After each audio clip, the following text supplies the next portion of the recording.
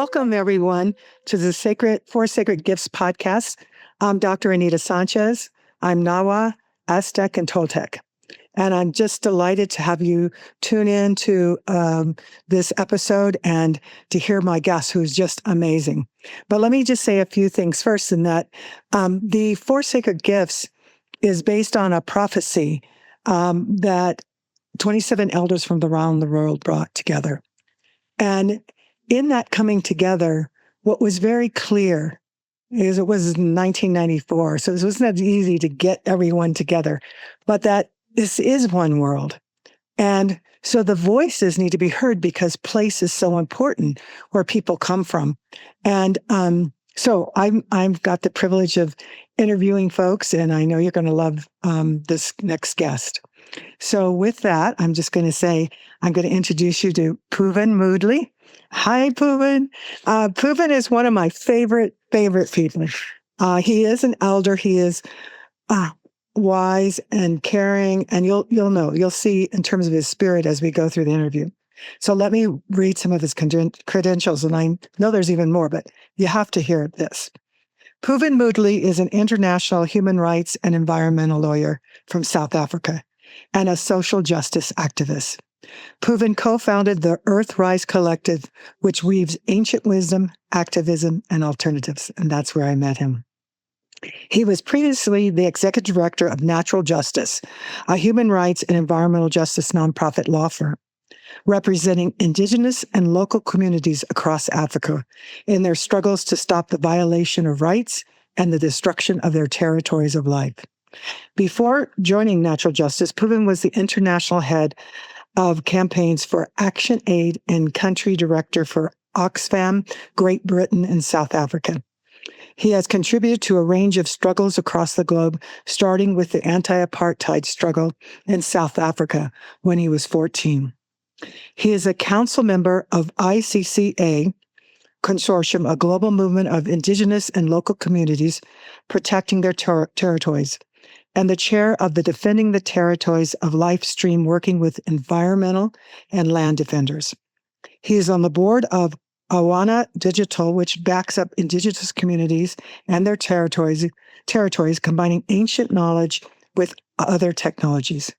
He is also on the board of the Institute for Natural Law and international board of 350.org. He was part of the global coalition of civil society, indigenous people, social movements, and local communities for the universal recognitions of the right to a clean, healthy, and sustainable environment, who received the prestigious 2023 United Nations Human Rights Prize for ensuring the UN introduces a new human right. He is currently setting up with the University of Pretoria, the Center for Environmental Justice in Africa. He also, I'm just going to mention, has just finished the first draft or second draft, whatever draft it is, of his book. And so we may get some conversation going on that. And I just may have to bring it back, Pooven, when it's finally launched so that I can have people really jump into it. So welcome, Pooven. I'm so glad you're here. Thank you so much, Anita. It's been incredible, meeting you many years ago as part of the Earthrise Collective, together with the other elders. And it's just every time, I'm in the same space with you, it just brightens me up. And with all the incredible work you've been doing, many people feeling quite paralyzed and depressed at the moment. But it's people like you, I think, that brightens up and opens up the way, which is incredible.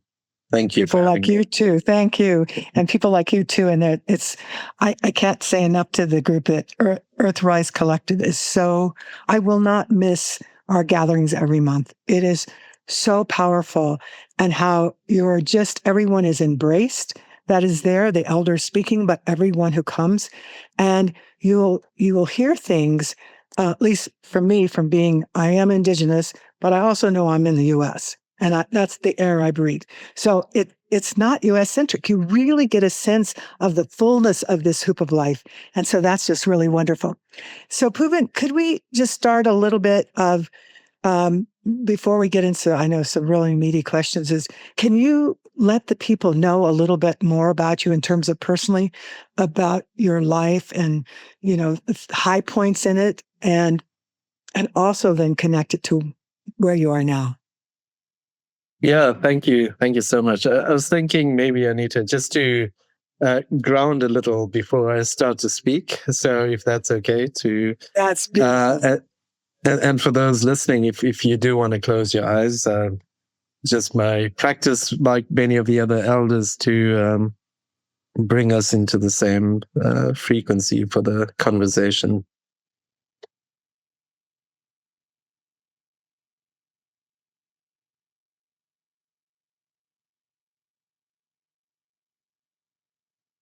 So as we've reached this breaking point of separation, it's time for us to find our way.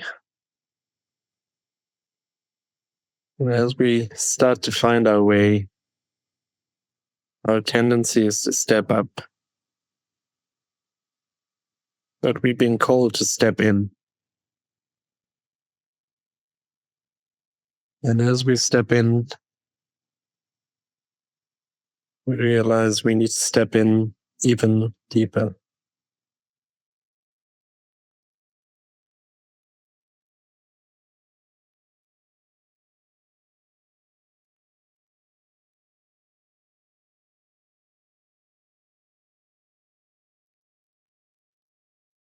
And we start with the 5 elements that we are made up of. When we realize that the 5 elements are within every atom,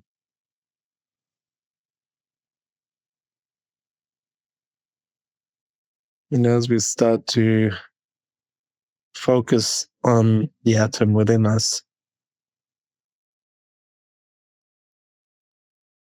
we realize that there's a core. There's 3 infinities and 1 core.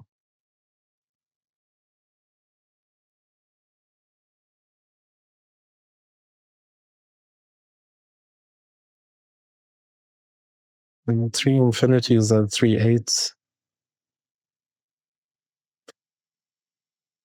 And then we start to feel the energy. And the energy is of the 7s. And it's the alignment of the 7 planets, the 7 masters, the 7 grandfathers, the 7 grandmothers, the 7 energy points on the planet, and the 7 energy points within us, all aligned.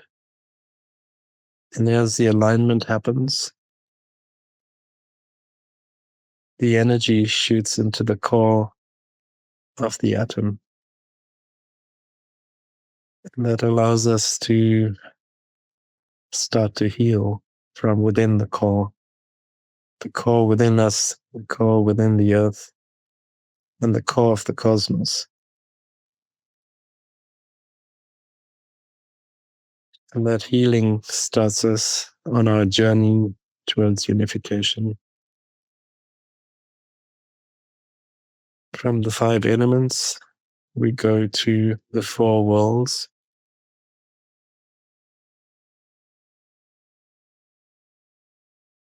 And through the 4 worlds, we go to the Trinity.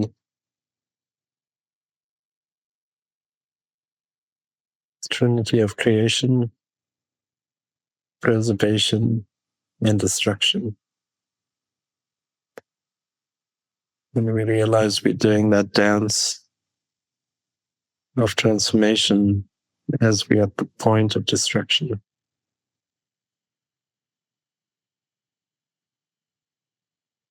And from the Trinity, we go to the duality, which is the 2, and realize the point at which we were separated within ourselves, from our higher selves, separated from each other as humanity, and separated from the other parts of nature.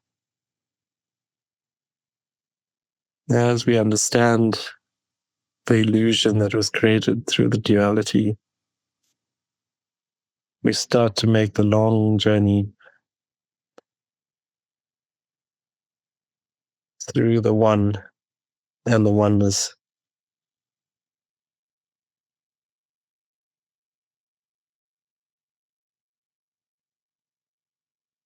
And as we light the path through the oneness and the one, we realize we need to travel even further to where we come from.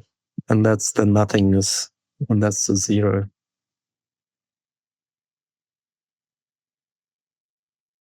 And as we travel with the light to the zero, it lightens the darkness. The heaviness lifts, and we realize we are finally home. And home is within us, because our home is the cosmos, and we are the cosmos. So we right at home. And slowly open your eyes.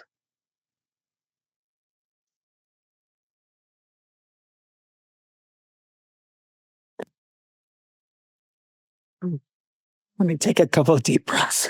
That was beautiful. Yes. It's when you and the other elders, when they do their meditations, or they start the acknowledgement of all that we are and all are connected to, it's really difficult to want to leave there. Because there's too much distraction, that illusion you were talking about is separation. So if you would, if you could just tell us some key points in your childhood so that people have a sense of where you grew up and who you are. Mm-hmm. And we'll get into some of those things you just talked about, like the big time things about the different worlds. Yes. No, great. So I grew up in South Africa. My ancestry is from South India. So my ancestors were put on a slave ship from India to South Africa in the 1860s. And so coming from a colonized India, they landed in a colonized South Africa, and then had to face the apartheid system. And so a lot of my life has been shaped through that arc of oppression and violation, like so many other people in South Africa, as in, other parts of the world. And, as I was growing up here and being in the middle of this very repressive system, your instinct is to find ways to break this down, for there to be justice and freedom and equality. And so when I was 13, I joined the anti-apartheid struggle as a youth leader in South Africa, and was very involved, politically. And as the game was being played out, I was on the hit list by an assassin who had killed a few of my comrades already, and I was number 6 on that list, and he had killed 4 people before me. And then we found out who it was, and managed to escape that. But that's what life was like. There's always this romantic notion of South Africa of there was apartheid, and then there was Mandela, and then everyone is free. But the story is, when you ask everyone here, everyone has a story of what it was like for them under this very repressive system. But that pushed me in many ways, to start to realize that and now fighting for freedom or justice and so on is, it's in the blood. And so on a daily basis through the work, we continue to stop the violations and destruction of what we have left to protect, the territories of life. That mainly indigenous people are protecting around the world. And so on a daily basis, as a lawyer, it means, going to court, working with different communities around the world to see what we can do. At the same time, you realize that, that's one part of your life and what you do. And I think through that whole process, a different side of me was unfolding as I started to ask, but why do we have a repressive system like this? How can people be this cruel? And how can people be racist and fascist and so on? and sexist. And it then leads you to the bigger questions about what's actually happening. And then as you start to understand, but wait a minute, there's with colonization, people they've been genocides, communities all across the world have been decimated, and in that process, people had to hide away their knowledge because all of that knowledge was being destroyed. You start to realize, but obviously, in this repressive system, there's reasons why other knowledge systems are being destroyed to make one, the primary one, let's call it that, and push that across the globe. And I think through all of those different, questionings and curiosities, and as I was being taken to different parts of the world, spending time with different indigenous and other communities, what I didn't realize was that, while I was working with them around the activism and protecting their rivers and territories and so on, that they were immersing me and taking me into their ceremonies. And so over a period of time, something was happening inside of me, which I couldn't explain back then. But I realized that, the one part of my life was helping me to open up something much bigger. And that's how, let's say, these two parts of my life started to merge at different points. That's beautiful. And so I'm sure other people, a very different story than yours, but feel like there's this chaos that's happening. It's almost like there's all these different worlds, even though we know there's only one world, but it is so separate that, so I know the people listening would love to hear what you sense now that what I heard you saying, it feels like as you went to these different places and were in ceremony, I felt like an alignment was happening, an awakening of the spiritual, mental, emotional, and physical, where some of it was more grounded in the physical, not that that's bad and emotional, but that brings a whole new understanding of who and what we are. So could you say more about, how you see what's going on in the world and what's unfolding? No, absolutely. I think, with the different traditions, I started to understand, the prophecies that were coming from different traditions, the practices, the stories that have been passed on from generation to generation, and then started realizing all of these are interconnected stories, or stories being told in different ways. And as you weave them together, it's the most beautiful thing of how people, even though they've never connected before, have come together. So, as I started going deep on my own journey, I'll give the example of going to a mountain in South Africa. It's called Urikwacho, or Table Mountain in Cape Town. And, for a year when things were kind of in some ways falling apart in my life, I was going to the mountain, and every time I would go there, initially, I saw this small group of birds, and then I would follow them and they would fly off. And then these two eagles flew over my head. And I knew they were trying to show me something. And then they went and landed in a certain spot. So I went off the track and went through this on the side of this big rock that people generally wouldn't go through, and, next to the stream. And then went to this place, and it was a cave that it was obvious that no one had been there for, who knows, maybe many decades or a century. And I started meditating in that cave.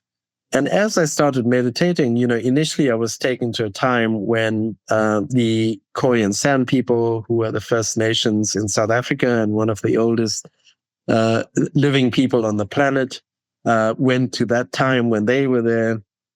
But it took me much deeper to a very ancient time where there was a transformation that happened a long time ago.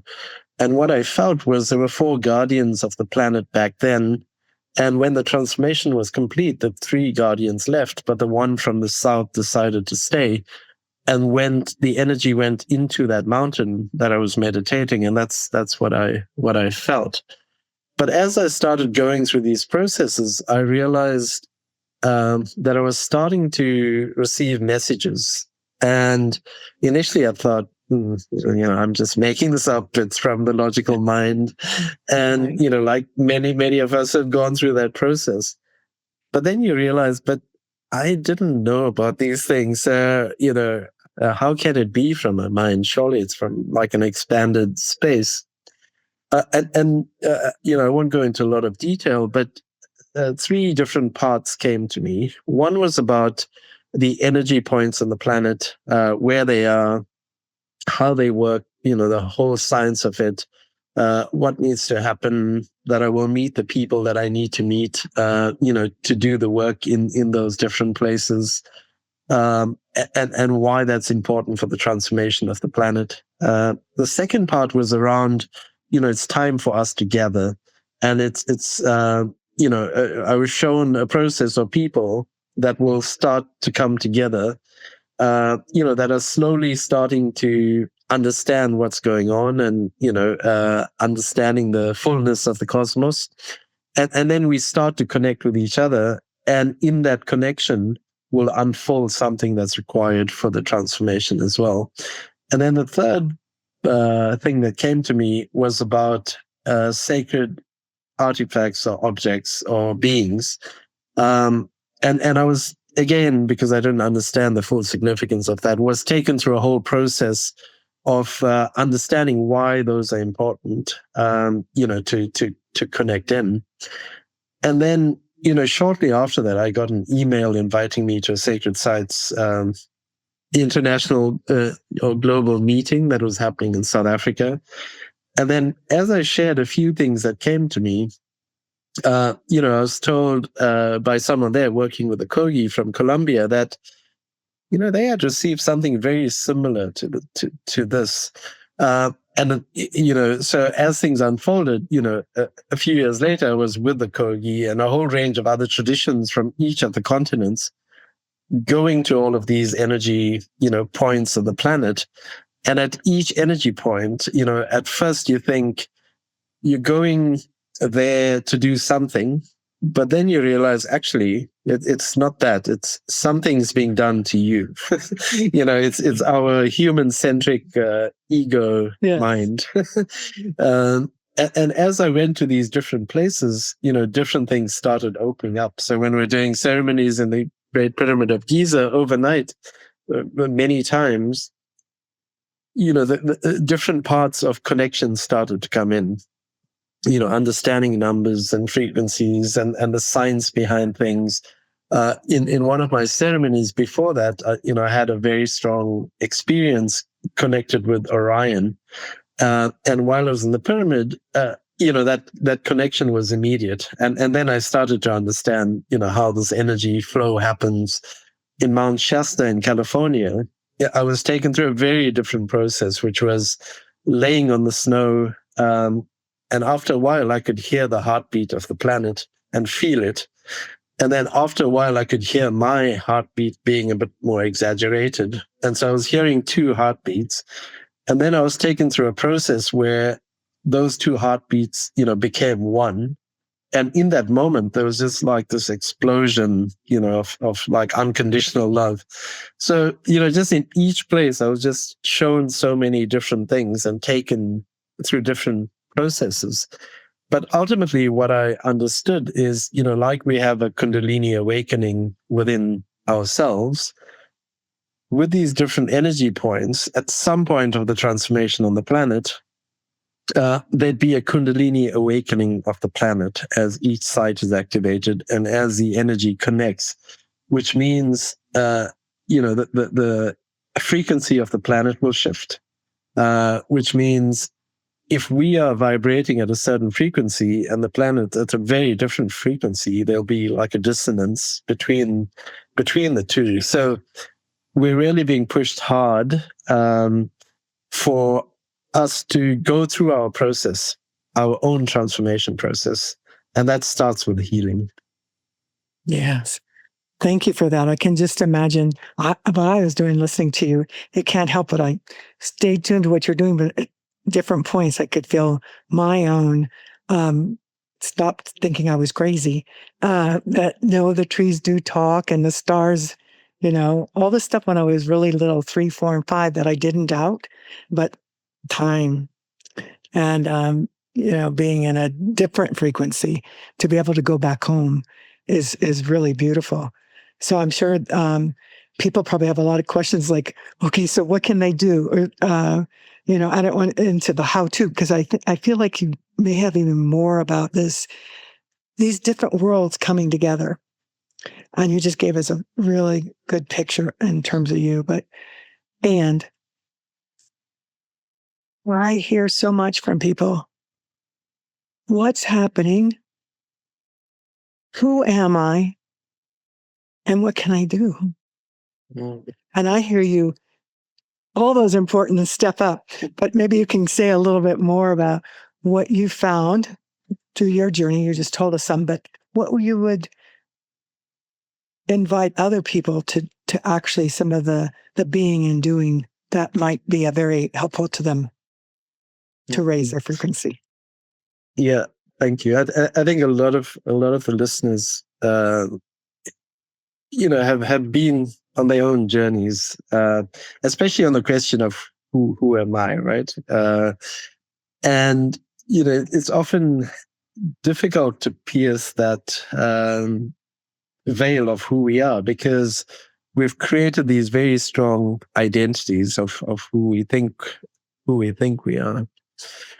And part of that is the deconstruction process, I think, of our identity, in the initial phase. Because, to many people, if you say, who are you? And the response would be based on the notion of what they do. So I'm a lawyer, or I'm this, and that's what we've created. But we've been pushed to a point now where many people are asking the question, okay, but what's deeper than that? I'm a lawyer, but what else am I? I feel there's something bigger than just being a lawyer in my case, for example. And I think as one continues with that inquiry, you start to find something. People may be like, actually, I'm being pushed towards healing, or I'm being pushed towards, doing something different, not necessarily linked to their profession, for example. And so I think that kind of starts to open up. And I think we're at a point on the planet where, let's say, we are in the fire, and that fire is opening us up to really go deep. The second question for me is, where do we come from? Because that gives a good clue as to where we go from here. And for me, the way I started realizing who I am and where I come from has been through spending quiet time in nature, meditations, being part of different ceremonies, etc. And that slowly peeled the layers, in starting to remember. And I think we underestimate the power of remembering because we get some glimpses. But as we spend more time, in stillness, we start to feel things from our past and start to remember. And so I was taken on, through many of these processes into journeys into the past of understanding where I'm coming from and what I was doing back then. And then the third point is, so who am I? Where do I come from? And the third question, why am I here? Because we're here at this very particular time to do something quite specific. And once we figure what that is, a certain level of clarity emerges about how do we spend the rest of our lives, knowing what's unfolding. And so just to bring that together in my own life story, so being in ceremony at these different places around the world with different communities connected me back to my ancestry. There was a disconnection with a dislocation, right? It reconnected me. And through that reconnection, I started, understanding. I started receiving messages. I started a very strong, let's say, spiritual connection that started happening. And in that way, I was shown that, what we see is one thing, but there's so many things that are invisible that are right there with us, whether it's the ancestors, whether it's the spirit of the forest, whether, it's all there. And that process made me understand. And that's how now I can connect with energetically with, energy points on the planet, with trees, with people, etc. But in that process, I saw where I came from. I saw what I did previously. And it all came together now where I have much more clarity about where do we go from here? Because in these ceremonies and in the processes, many years ago, I was initiated and given a name by an elder from the Algonquin people. And the name he gave me was Pidapan, which means the new dawn. And I never quite understood this, so many years ago that we're actually entering a period of the new dawn. But each one of those things and ceremonies opened up, and I started feeling, experiencing, and being taken through processes of my own deconstruction, of losing my identity completely, of not being able to come back to my body, in ceremonies, really being pushed to the limits. But as you push yourself, the different pieces start to come to you. And now I understand more clearly that there's certain things we need to do for this transformation, where we don't repeat the patterns of the past, because we're trying to recreate a new world from our minds, and our minds are quite limited. So unless we expand our minds, we'll have an expanded dream of what we bring into existence. And the reality is we are limited by our imaginations, because our imaginations are linked to our minds. That's what we can imagine from our minds. But once we open ourselves up, it's just expansive and beautiful. And then we're not carrying, the traumas and the pain and all the things we're creating with into the next era. And so, we can't jump from here to a point and say, okay, whether we like it or not, the world will be transformed. What we do need to focus on is our own inner transformation in order for the world to be transformed. Oh, that's beautiful. You say that. I want to stress in all through your stories, there's always the seen and unseen. And I think that's the part when you begin doing your healing or just open up, feeling your feelings. I know for some people, it's that. Whatever the beginning is, wherever you're middle, whatever you are, that just is taking another step forward. But I want to mention, because as you saying this, what was happening to me was understanding two things. When I was 4, I drew this picture of what I was going to be when I grew up. It was from a dream that I still have. And in the picture, there's a picture of the earth circle, and then all these stick people, different sizes, and we have our hands on each other's heart. I pulled that picture out, and what I didn't realize, there were the stars, there were all these things on the outside that I didn't talk about. So then I realized, oh, yeah, I know I'm supposed to connect hearts, but it's hearts of the seen and the unseen, the nature and us who is part of nature, and just on. And it's just, I don't know, when you begin, it's like you have this energy about you, obviously, but that is very inviting, because we're inviting ourselves. And I just want people to know we're all special and we're all needed, and we're all part of this amazing sacredness, expansiveness. And last story I want to tell, because you brought that to me. You went to the Kogi, and in 2007, I started going to South Africa. I'm thinking of you. I started going to the sacred headwaters of the Amazon in Ecuador. And something happened. something just, even just breathing, which of course there's cleaner air, but all these entities, solid and not solid, were present all the time. And since then, I lead groups once a year to go. And some of my friends just said, why keep going there? I just want to invite people to step into the mystery. During COVID, my husband and I did 23andMe, did one of those test DNA. I got the results, but a friend of mine is a cultural anthropologist. So she took it and she came back, and this is what she said. Anita, you are 50% indigenous. I can't prove it's Aztecan or Mayan, but if your grandmother's stories were, then accept it. Then there's some DNA marker, a desert tribe in the southwest of the US. And then she said, sit down. I said, I am sitting down looking at your PowerPoint slide. And she said, Anita, significant percent, like 17% of that indigenous, you're from the Amazon. And I can't tell you exactly where, but you have the marker. And I wasn't even like, oh, instead it was like, oh, like, that feeling deeply rooted into the earth and into the sky is just all happening again. So I think the way you're sharing is to let people know that's any of our journeys, your specific, whatever specific one you are to have, lean into it.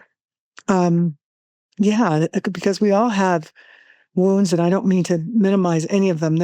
They are. And once we heal those, we're human, may go back, but we won't spiral downward because, like you said, once you know, you're going to put your energy to that and then going forward. So thank you. And I'm just going to make the assumption that as others are listening and watching, that you have fanned that for them. I wanted to use fan because it's energy. So it's not like, it's just, and to keep going. That's just really wonderful. So it sounds from everything you're saying is, yes, pain is happening and it's horrible. Do what we can. However, the new world is here, really. It's all evolved. It's all opening up, and we can choose to be part of that energy in a life-giving way versus the force, moving against anything changing, which of course is silly because everything's changing all the time. But nonetheless, yeah. Yeah. So, yeah, go ahead. No. Thank you for sharing all of that and the connection with the Amazon, because I'll bring that in now as well. So just to share a couple of things. So, based on the dream you were talking about when you were little. So the dream I remember, the most significant one from the time I was a child was when I was 13. And so in the dream, I was on a field. And I was starting to feel really weak. And as I started to feel weak, I fell onto my knees. And then I started seeing the world drying up from the west and, coming towards me and heading to the east. And as it got to me, I just got weaker and weaker and then collapsed onto my back. And basically, I realized I was dying. And then as I took my last breath and, I just opened my eyes and I saw like a formation in the sky. And out of that formation, one drop of water fell, and that drop of water fell straight into my mouth. And as it fell into my mouth, I started, feeling like I'm alive again. And I started getting more energy. And as that was happening to me, I realized everything was becoming green again, in the world. And that stayed with me. And, there's some of those dreams that, the quality of it is different, or the frequency of that is different. I'm sure many of the listeners have had those types of dreams as well, where, it's not just a dream. And then, fast forward last year when I was deep in the Ecuadorian Amazon with the Sarayaku people for 2 weeks. And, I'm part of this More Than Human Life project out of New York University. And basically what it's doing is bridging worlds, the ancient and the modern.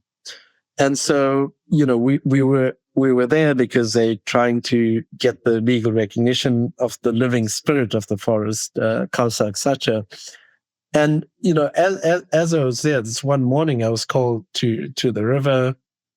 So I went into meditation and went into a very deep meditation there. And at first I could, feel the forest breathing, so like the Amazon being the lungs. So I could feel that in my body. I could feel that all around me.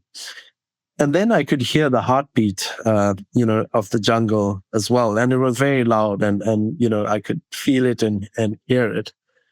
And then after a while, I could visualize the heart of the jungle. And then, what I felt and saw was people with machetes ripping the heart open. And then I thought, I felt, the heaviness of it. And then after a while, people with daggers were like stabbing at the heart. And, the way I experienced it was this was our final act.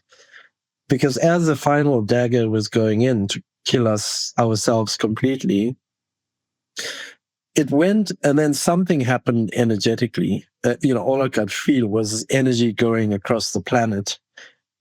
And then at that point, we wake up and realize that, wait a minute, what are we doing? This is our final act of killing ourselves. And, we are in the sixth mass extinction event. And it's almost like we need to have that dream or that nightmare now, or that near-death experience, in order to wake up and, come back, into the reality of what's happening. Because, we understand it, we feel it, we see it, but yet we on this trajectory.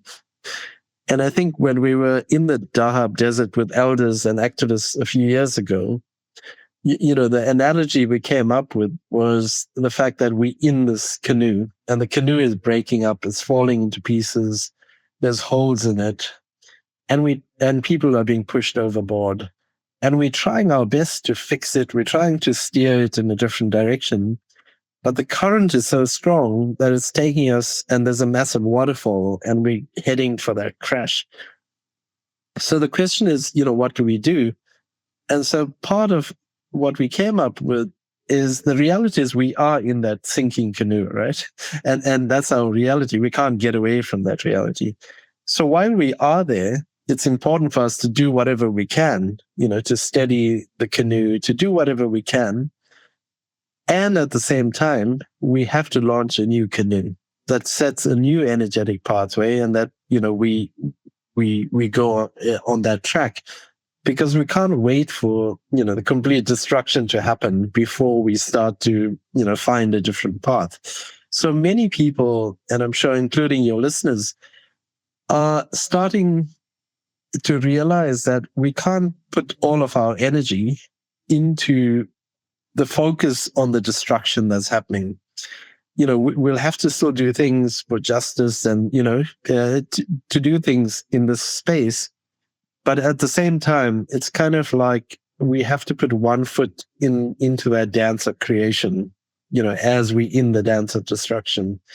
And I think that's going to be really crucial in how we find, our way within the turbulence that's there.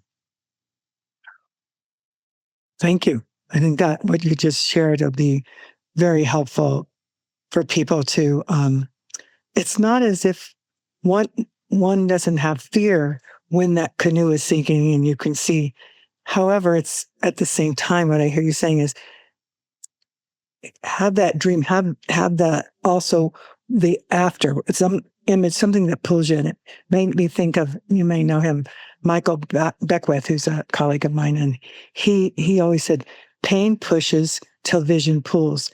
And I feel like that's part of what, in a macro level, we're doing now. And as long as we keep stuck in the pain, but it has a purpose. It's pushing us. But when you have the vision, you're actually drawn to. It's like these things happening to you. You didn't have I don't assume you had okay, this is my plan, my 5-year plan. I'm going to do this and this and this. I know. Which those of us with like your doctorate and your legal doctorate and in mine, it doesn't work that way. I mean, fine, set some, but don't limit it to that because that you don't know. And when you open it up, look at the amazing. What you're contributing is not only the amazing compassion and knowing from your childhood, and the legal things you do to help people and nature, but then there's so much more. And as you keep, and so I guess I want to tell people, listen to Pooven and dream. I just want to say, dream, daydream, night dream. Don't worry about that teacher who said no, or your parents said you shouldn't be daydream. Just dream. It is an energy force. It is a reality. And I want to just talk a little bit of that, because what I hear and what you're saying too is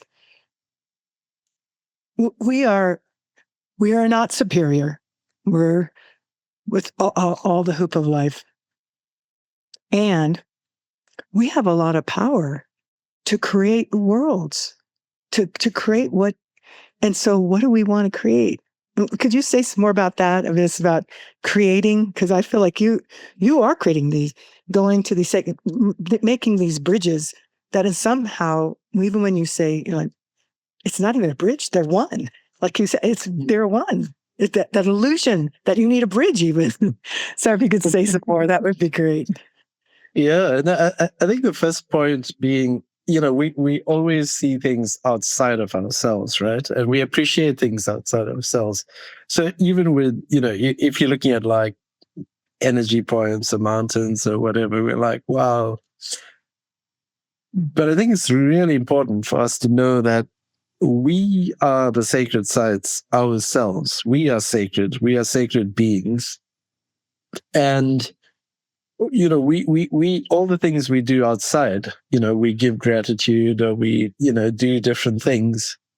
We have to start going back and doing that for ourselves and to honor who we are. I think that's so crucial in this process in order for us to transform things. And everything, in society is like pushing us to see the negative stuff within us or make us feel, small, etc., etc. But I think once we start going through our own journey of understanding, we're actually not small. We're cosmic beings. we can tap into, the full potential of who we are. Then we start on that process of expansion. And it's not about expansion of the ego or anything of that sort, but just an expansion in terms of understanding, and that becomes crucial. But once we're on that journey of understanding, we realize that we are so interconnected that if we're doing harm to anyone or anything, we're really hurting ourselves. And, we get that intellectually and, we may know that, but a deep understanding that, if we're going to do something good for someone, we're doing something good for ourselves, and I think, with the current state of the planet, there's also, there's spiritual ego. There's an elder from Australia who I work with. He called it, there's a spiritual circus going on because, it's easy to be pulled into certain spaces.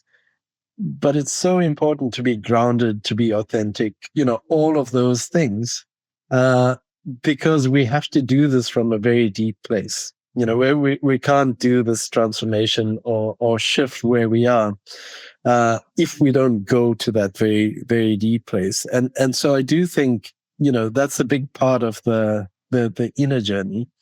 The other part of that is we can't divorce ourselves from the reality of our lives, right? in terms of, how we live our lives and so on. And so, in my own experience, what I've been doing is whatever I'm receiving or my understanding is increasing, I bring that into the spaces I'm in. I just gave you the example of the community, well, the Sariako community, but in South Africa, we were challenging the oil and gas company Shell to stop doing oil and gas drilling in a 6,000 square kilometer block on a beautiful coastline where indigenous people live along that coast. And we, initially were going to go with the usual arguments that they didn't do the proper environmental impact assessments and didn't consult the communities and so on. But when we sat in ceremony with those communities, the ancestors were very present in the ceremonies.